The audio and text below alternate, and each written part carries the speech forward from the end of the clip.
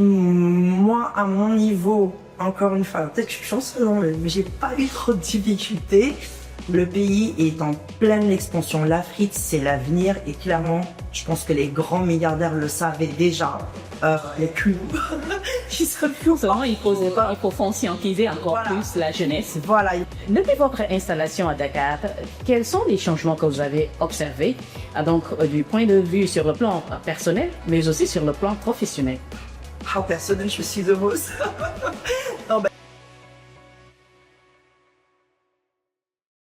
Bonjour à toutes et à tous, chers internautes de la WADR. Merci d'être parmi nous. Alors aujourd'hui, nous avons le plaisir de recevoir Mounia Aman, fondatrice, directrice générale de MCE Group, une agence spécialisée dans le digital et la communication. Bonjour Mounia. Bonjour. Merci d'être parmi nous. Merci de me recevoir. Alors, notre toute première question aujourd'hui, c'est pour commencer, pouvez-vous vous présenter à nos internautes? Oui, avec plaisir. Donc, comme vous l'avez indiqué, je m'appelle Mounia Aman. Donc, je suis née en France. J'ai grandi en France, d'origine marocaine. Donc, j'ai un parcours professionnel d'une vingtaine d'années dans différents secteurs d'activité. Donc, alliant le secteur bancaire jusqu'à la communication, tout ce qui concerne le télécom, l'immobilier. J'ai pu faire aussi j'ai travaillé dans l'entrepreneuriat où j'ai ouvert une activité à une période de ma vie, même au Maroc, donc à Marrakech. Ça m'a donné un premier contact, en tout cas, avec la section de l'Afrique et puis quand c'est mon pays, le pays d'origine, mes parents, etc. Donc, ça m'a permis d'aller un peu à la rencontre de ma culture, surtout.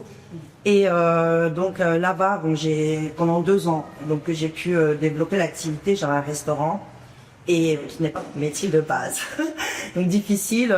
Mais c'était à une époque, donc il y a une dizaine d'années. Entre-temps, j'ai toujours eu un parcours où j'ai été dans l'encadrement, dans accompagner les clients, accompagner les commerciaux, avoir des responsables. Enfin, j'ai souvent eu des postes à responsabilité, comme responsable régional en France où il fallait développer différents secteurs d'activité en fonction des produits. On pourra dire de moi que je suis une personne assez flexible, voilà, je suis polyvalente. Je peux justement parler de n'importe quel sujet professionnel, en tout cas, un petit peu la petite femme caméléon. Mais ce qui m'anime surtout, c'est cet accompagnement. Et toute ma vie, j'ai fait ça, c'est accompagner le beauté B2B, autant avec les clients qu'avec les collaborateurs. D'accord, Mounia, vous êtes, je le rappelle, la directrice générale de MCE Group ici au Sénégal et d'origine marocaine. Alors, qu'est-ce qui vous a amené ici au Sénégal? Le destin. Le destin, je me raconte. Donc le destin, en fait, comme je vous l'ai dit, j'ai pas mal travaillé dans le secteur, je suis beaucoup dans l'accompagnement en France. Donc ma dernière activité était effectivement une agence où je travaille pour une agence de communication. De fil en aiguille, je me suis dit je vais lancer ma propre agence. Donc MCE France est née déjà à l'époque, donc il y a un peu plus de bientôt 3 ans. De là, j'ai choisi de travailler pour la partie tech, tout ce qui est webmaster, les community managers, etc. avec l'Afrique. Le Sénégal est arrivé tout naturellement. En fait, il y a eu des appels d'offres, etc.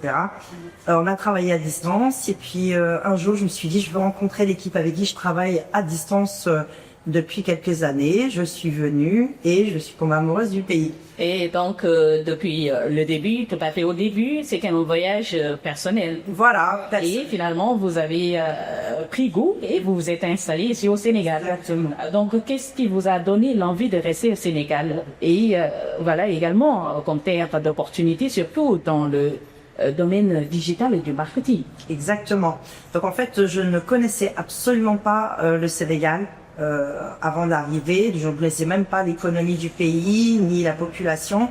Donc la première chose qui m'a d'abord touchée à titre personnel, parce que c'est des gens qui sont incroyables. C'est pour moi une terre d'accueil magnifique. Donc j'ai pu aller à leur rencontre des gens, de la simplicité qui m'a le plus touchée.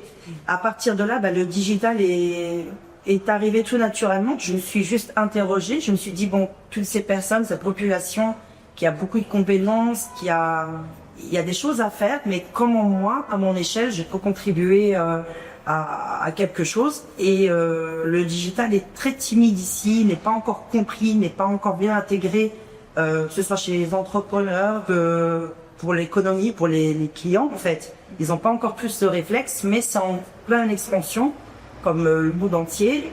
De là, je me suis dit, il y a quelque chose à faire.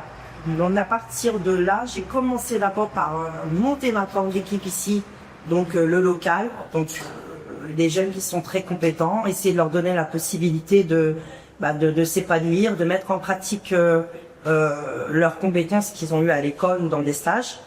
Et puis moi, j'ai rapporté justement cette dimension internationale, donc en l'occurrence la France. Je voulais aussi transmettre certaines méthodes pour justement les aider à monter en compétences. Donc au début, c'était vraiment interne avant d'arriver à l'externe, c'est-à-dire à la population. Et puis voilà, puis de fil en aiguille, le digital, donc je me suis dit, je vais lancer MCE Sénégal. J'ai vu qu'il y avait une forte demande, mais en fait, ils sont pas compris. Je sais pas comment l'expliquer, ils n'ont pas été entendus. C'est pas tant qu'il n'y a pas de business, il n'y a pas d'activité. Bien au contraire, il y a tout à faire, mais je pense que la première clé, c'est l'information. Et donc moi, depuis maintenant 1 an où je suis à Dakar, la plus grosse partie de mon travail, c'est surtout de informer. Donc aller à la rencontre des commerçants, des petits commerçants, que ce soit à Dakar, en Casamance, en sous-région. Donc j'essaye réellement de leur expliquer l'importance et l'impact du digital pour leur activité. Donc c'est une façon aussi de les aider à croître et à développer un peu plus leur business pour gagner mieux leur vie. Et puis de fil en aiguille, l'idée est arrivée comme ça. On fait de l'information, on va à la rencontre sur le terrain des gens. Je pense que la communication, c'est un devoir pour tous, clairement. C'est pas uniquement que pour un hôtel ou un restaurant qui est déjà très réputé. Et le budget ne doit pas être un frein. Je sais que l'économie est très difficile. Je sais que tout le monde n'a pas les moyens. Donc j'ai lancé même un nouveau concept au niveau des formules. Je vais adapter les prix en fonction des commerçants pour que tout le monde puisse avoir justement cette communication. Et justement, puisqu'on en parle, on parle du groupe MCE. Donc, vous avez expliqué tout à l'heure, en fait, quelques activités que vous faisiez. Et en dehors de ces activités, telles que l'information, aller à la rencontre également des personnes, quelles sont les autres activités que vous développez au sein de MCE Group? Oui.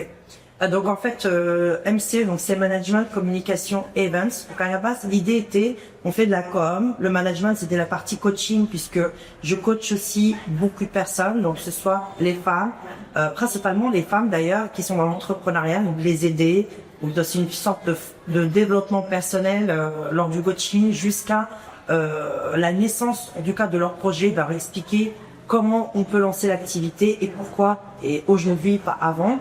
Donc il y a une histoire de confiance en soi, il y a une histoire de vie personnelle, etc. Donc il y a la partie coaching qui pour moi est essentielle. À côté de ça, il y a la partie events. En fait, events, je le développe timidement parce que je suis très occupée par la partie communication.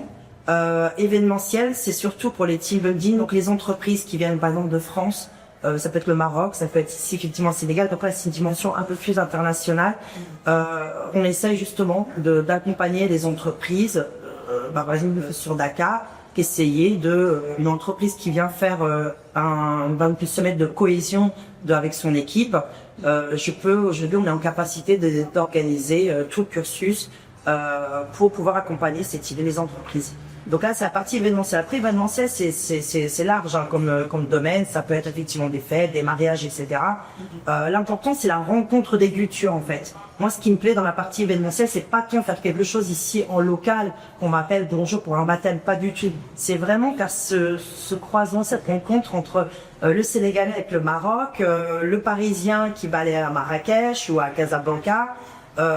Voilà, donc il y a ce choc culturel, mais qui est finalement magnifique, parce que c'est aussi une phase de découverte et puis une façon aussi de vivre l'événement différemment en fait. D'accord. Et vous avez monté votre entreprise dans un pays qui n'est pas le vôtre, donc un pays étranger. Était-ce facile de vraiment implanter votre entreprise au Sénégal? On va pas dire que c'est facile. Comme tout on voit, quand on est étranger, qu'on s'intègre dans un nouveau pays, il faut essayer effectivement de s'intégrer, de s'adapter. Donc, je suis née en France, forcément, même au Maroc, j'ai eu du mal parce que je viens avec un mindset différent, je viens avec les codes, etc.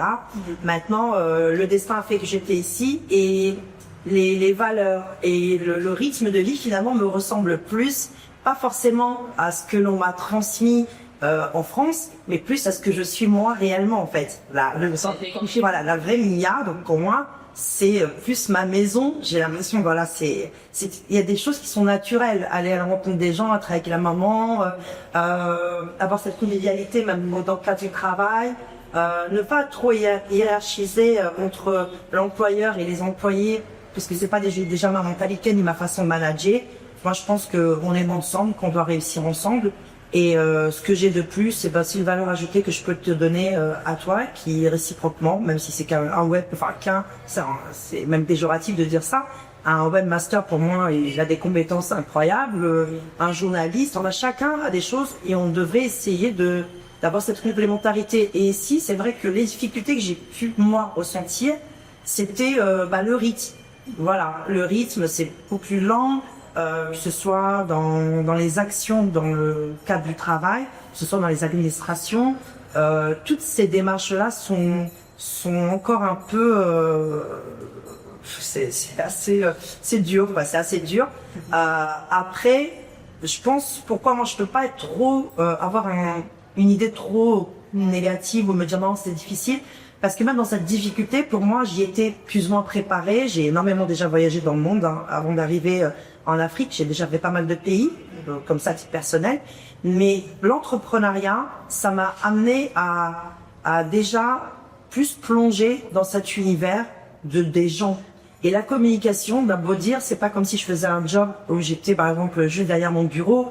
La communication va forcément nous amener à aller à la rencontre de la population. Et dès l'instant que cette population match avec mes valeurs, ma conception et me sentir utile, en tout cas pour moi, le Sénégal a donné un véritable sens finalement à moi, même à titre perso, et par rapport à l'activité. D'accord. Et peut-on dire également que le cadre légal ou l'environnement des affaires au Sénégal facilite vraiment l'entrepreneuriat dans le domaine digital et marketing également? Moi, à mon niveau, encore une fois, peut-être que je suis chanceuse, mais j'ai pas eu trop de difficultés. En fait, il faut suivre, c'est comme tout pays. C'est difficile parce qu'il y a effectivement la partie juridique, elle est propre au pays. Le côté il y a l'égalité, il y a un respect à avoir par rapport au pays, quand bien même qu'on ne serait pas spécialement d'accord parce que c'est encore difficile et la conjoncture est encore en plein développement, etc. Moi, je pars avec un mindset extrêmement positif où je me dis que c'est à moi de m'adapter. Dès l'instant que je pars avec l'idée qu'il va falloir que je m'adapte, je sais que je vais être confrontée à des difficultés. C'est pas mon pays de base, je ne connais pas les codes. Il a fallu très rapidement m'adapter et surtout les accepter. Et je crois que c'était ça le plus dur, accepter. Et à partir du moment où ça y est, on accepte l'environnement dans lequel on évolue, et bien même si les choses ne se passent pas vraiment comme on veut, c'est vrai parce que c'est difficile d'accompagner même l'entrepreneuriat, même effectivement juridiquement parlant, il faut vraiment avoir toutes ces clés, on va les ouvrir une par une pour arriver finalement à notre projet final. C'est ça mon rôle. Mon rôle, c'est justement d'apporter cette information. Il y a trop de gens qui n'ont pas accès, même à cause du juridique, à cause de l'administration, à cause du manque de force d'information. Je considère qu'il faut des personnes comme moi, et je pense qu'on est quand même beaucoup, où on doit prendre les gens même par la main, même si c'est difficile, et on doit se battre pour eux, en fait, même si c'est dur pour nous. Et à force, on va ouvrir, comme je dis souvent cette image de métaphore, la clé, une première porte, on va l'ouvrir, ainsi de suite, jusqu'au moment où on va atteindre notre but. D'accord. En tout cas, merci beaucoup pour la précédence de vos réponses. En tout cas. Et justement, la prochaine question, c'est le chômage des jeunes qui reste un défi quand même pour de nombreux pays africains. Donc, comment MCE Group contribue-t-elle ou bien compte-t-il contribuer à l'emploi et à la formation des jeunes? Exactement. Et ben ça, c'était la première chose qui m'a interpellée justement. C'est de voir comment. C'est ma première question. Quand je suis arrivée, qu'est-ce que je peux apporter de plus? Quelle est ma valeur ajoutée? Et en fait, ça a commencé par justement les événements. Vous savez, quand il y a des jeunes qui viennent pour postuler, etc., ou qui recherchent justement du travail. Donc, j'y suis allée tout naturellement pour aller à la rencontre de ces jeunes parce que je voulais vraiment rencontrer ces personnes. J'ai vu, donc j'ai pu voir un peu les CV, etc. Et encore une fois, je peux constater que le système scolaire ne prépare pas spécialement ces jeunes à la vie active, je vois dans les entretiens, puisque j'ai été moi-même responsable RH dans un gros cabinet à Paris, donc je sais très bien comment tenir un entretien et comment coacher un jeune qui veut intégrer un poste. Ça commence par la posture, ça commence par ton CV, par beaucoup de choses. Et j'ai vu toutes ces petites lacunes, puisque étonnamment, malgré qu'ils aient fait des grandes études, c'est quelque chose qui n'est pas mis en avant, alors que c'est la clé de vraiment, c'est la première impression que l'on voit notre patron. Donc, partir de là, j'ai essayé de contribuer. Donc, j'ai pris des jeunes, je les ai formés. Le volet coaching est aussi ouvert aux jeunes. Donc, je les accompagne dans les entretiens, je les accompagne dans les CV, des lettres de motivation. J'ai été à la rencontre même des cabinets de recrutement ici à Dakar pour voir un peu comment ils se débrouillaient, comment ils faisaient leur sourcing, comment ils essayaient justement de trouver d'autres entreprises qui vont vous faire confiance pour que vous leur donniez des candidats qui peuvent correspondre à leurs besoins. Très très difficile. Je vous dis honnêtement, c'est très difficile parce que ça c'est un travail d'équipe, de nation. Ça ne veut pas être un travail que d'une agence de com, c'est un travail de tout le monde. Et je pense qu'aujourd'hui, si des entrepreneurs, en fait, ils n'ont pas trop la patience parce que eux aussi sont en train de penser activité et business. Donc très souvent, ils ont même plus le temps de former ou ils n'ont pas envie. Les jeunes sont pas spécialement formés dans le cadre de l'école, on les prépare pas, ils sortent de l'école et boum. Ou même qu'en stage, très souvent, malheureusement, j'ai pu le constater, et ils vont pas leur apprendre plus de choses, ils vont leur donner des petites tâches, mais c'est pas ce qui va leur permettre vraiment d'avancer. Et en tout cas, ici, à LCE, au-delà de recruter un webmaster ou un community manager ou un développeur, c'est vraiment, je leur apprends, j'essaye en tout cas de leur transmettre un maximum de connaissances, même pour la suite. Que ce soit des comptes que le nouveau chef d'entreprise gagne en confiance en soi. Il y en a beaucoup que j'ai même pas, même s'ils ont leur métier premier, je leur donne cette polyvalence. Voilà, moi je pense que c'est pas parce qu'un jeune est développeur qu'il peut pas, par exemple, t'accompagner pour un recrutement ou un événement. Il peut se révéler. Donc j'essaie de trouver, comment dire, de faire sortir le meilleur de chacun. Voilà. Donc, si je devais me définir, que ce soit avec des clients ou avec les jeunes, et même avec des seniors, des gens confirmés, je considère qu'on a tous quelque chose de bon, de très bien, et parfois on ne sait pas. Moi j'essaie de te pousser dans tes retranchements jusqu'à ce que tu te réveilles. Et puis finalement, il y a des gens qui se retrouvent de très très bons communicants, il y a des gens qui pensaient pas l'être webmaster, et je suis très heureuse, ils ont fait des choses incroyables. En fait, c'est ma petite fierté à mon échelle. Pour accompagner ces jeunes.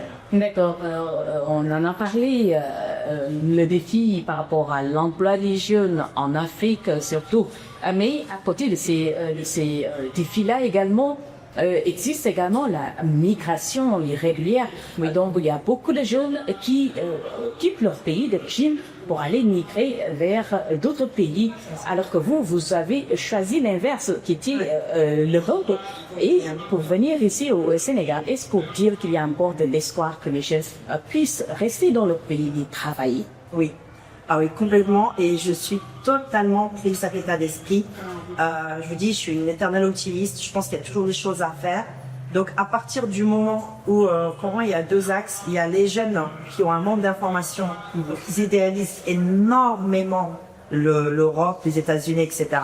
Où cette migration, malheureusement, où même certains perdent leur vie, et même ceux qui sont parfois à la base sur place, c'est la désillusion, parce que c'est pas du tout ce que l'on voit à la télé.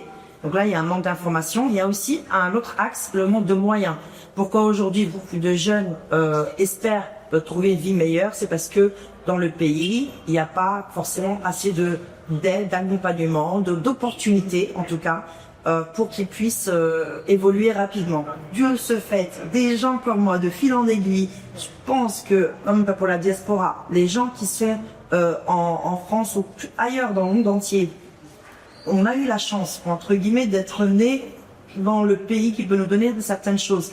Eh bien, c'est avec des personnes comme nous, quand on fait l'immigration dans le pays inverse, que je peux justement apporter, donner cet espoir, dire à ces jeunes, écoute, il n'y a pas de souci, aujourd'hui tu as ces compétences, demain tu peux être un chef, demain tu peux avoir des millions, et pourquoi pas. Le pays est en pleine expansion, l'Afrique c'est l'avenir, et clairement, je pense que les grands milliardaires le savaient déjà.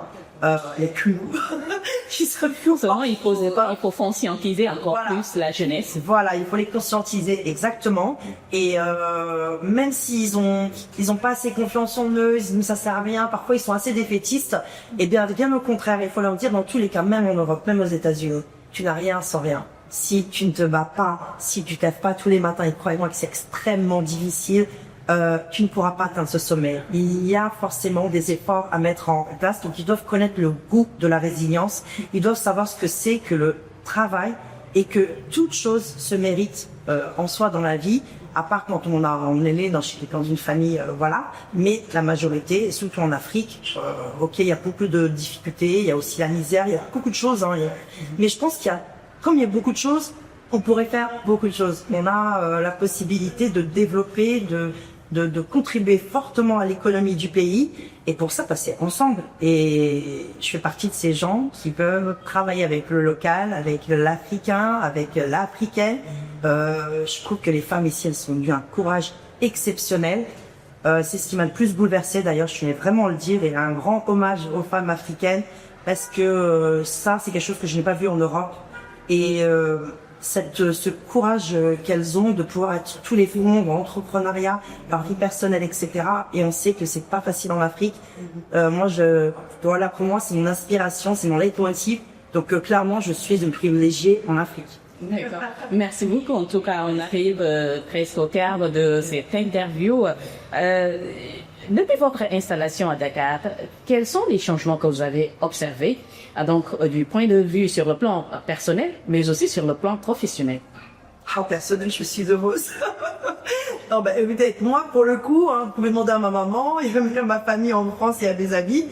Ici, je suis beaucoup plus en paix, plus épanouie, parce que je suis alignée avec la vraie moi. Tout simplement, là, il y a même pas c'est même pas une histoire d'opportunité au travail. C'est parce que moi, je suis quelqu'un déjà très empathique, qui va à la rencontre des gens naturellement.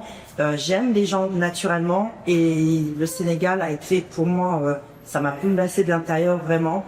J'aime pas la justice, voilà, je suis juste ce profil-là en fait.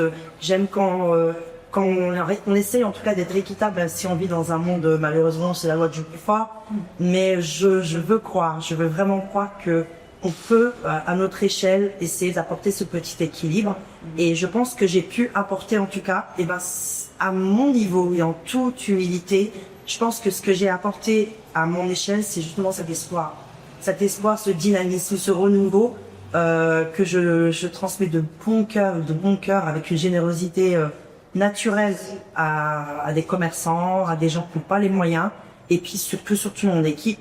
Je suis très très fière de mon équipe, qui est aussi dans une résilience, qui comprend. Là, je sais que c'est pas facile, l'entrepreneuriat, ce n'est pas facile. Moi, je suis pas non plus venue avec des millions. Je suis venue surtout avec beaucoup de courage et de cœur.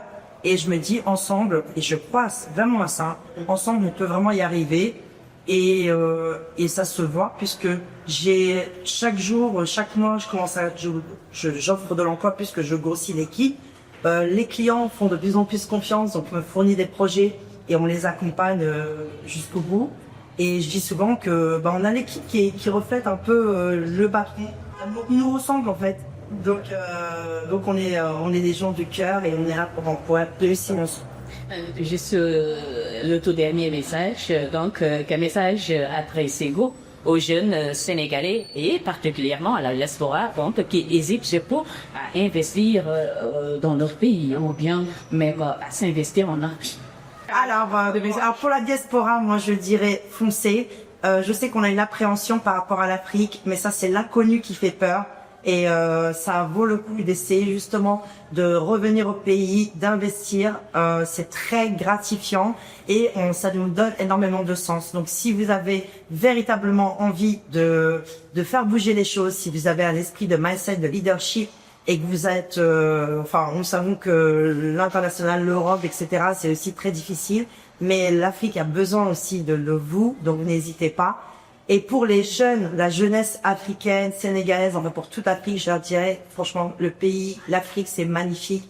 Il y a énormément de choses à faire. Il faut toujours regarder le côté positif que le négatif. Essayez justement de sublimer ce qui ne va pas pour essayer d'en faire quelque chose de plus beau dans le futur. Donc croyez en vous surtout, croyez en votre compétence et vous êtes l'avenir de demain. Et vive l'Afrique! Et voilà les internautes, c'est la fin de notre entretien avec Mounia Aman. Je rappelle que nous avons reçu aujourd'hui la fondatrice et directrice générale de MCI Group, une agence spécialisée dans le digital et la communication. Donc nous avons eu le plaisir vraiment de recevoir sur la WADR. Merci à toutes et à tous et très bonne journée à toutes et à tous.